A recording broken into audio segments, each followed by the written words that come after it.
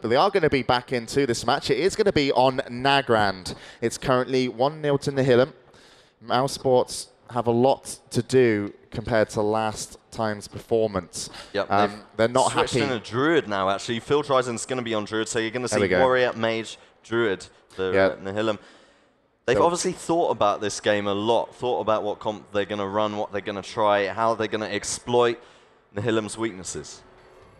All right, so we are going to be following POV of Matthew. It's going to be mousesports versus Nihilum Plasma. Round 2, a change then, as Matthew pointed out, for mousesports. It's going to be Sanchez still on Warrior. Alec still is going to be on the Mage. And we're also going to have Phil Dryzen on the Druid. You can see he is actually in tree form with the healing buffs.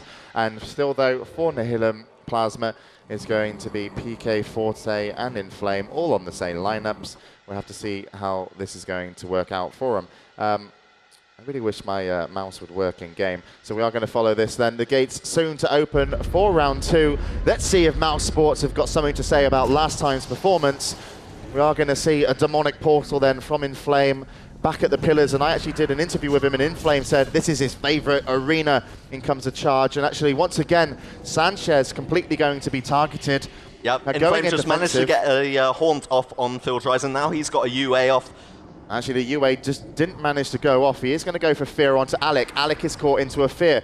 Damage not back onto Sanchez just yet. There it is now. Damage is going heavy onto Sanchez, dropping down to about 100 or 10k, sorry. Still getting hurt.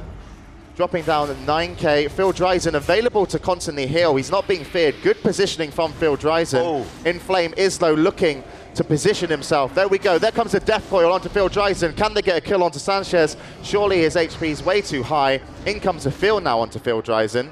That Death Coil put him behind the pillar. And look at this, Sanchez dropping massively low, only down to 1 HP, and finally drops. And Inflame set up the kill, says thank you very much. In comes a late poly from Alec.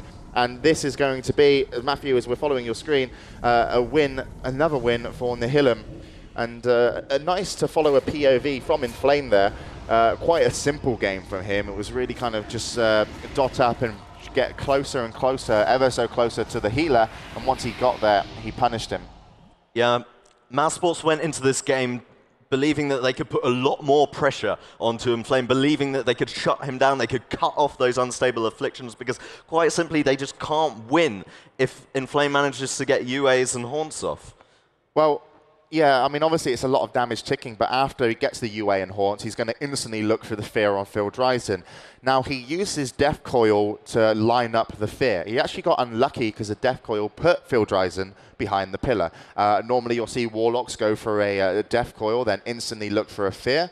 That way, they ensure they will get it on the Druid, who's obviously going to run around the pillar.